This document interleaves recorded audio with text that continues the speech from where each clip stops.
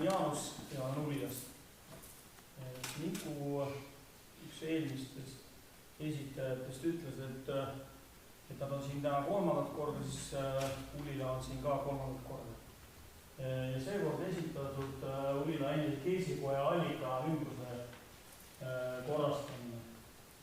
Et meie ettepanekul on siis jäänud selles piirkonnas ainukene objekt, mis on nüüd vaja korrastada, see ongi nüüd allikas. Siin on Keisikoda, mis sai rahastuse Spriast ja läheb järgmine aasta rekkimiseks. Me saame selle hoone korda ja siis on jäänud ainukene objekt sellel piirkonnal, mis siin on, ütleme, sadam, siit edasi on natukene ujula ja et kui kõik teised on selle aasta kaasavast eelarvest, võidutööd on kõik kätte saanud selle oma objektid, siis kahjuks oleme meil isegi ole täna koppa maasse pannud.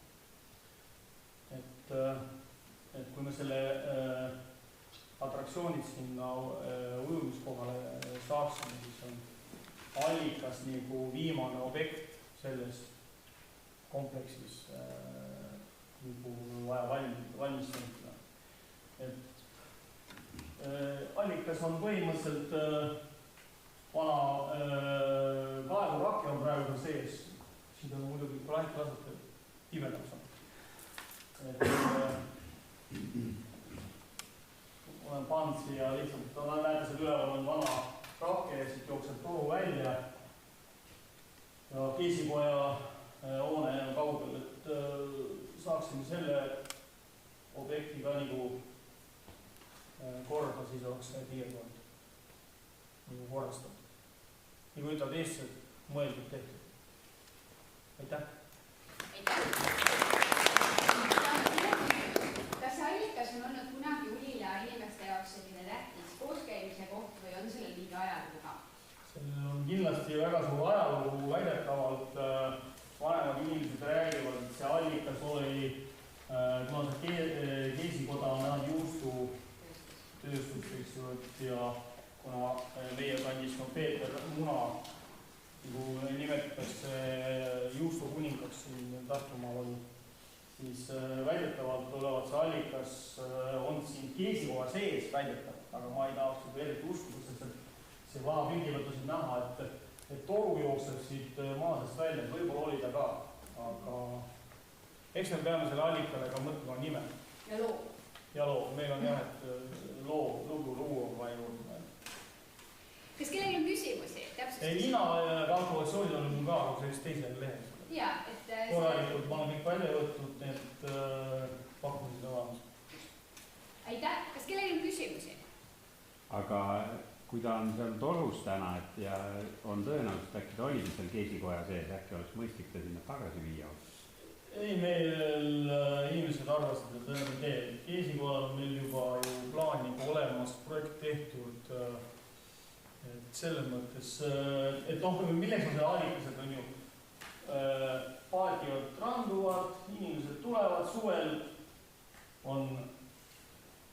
oli lapsed müüvad jäätist, jooke, emad on rannas, leesitavad seal. Me tegime selle aasta ilusa kümkakese siin.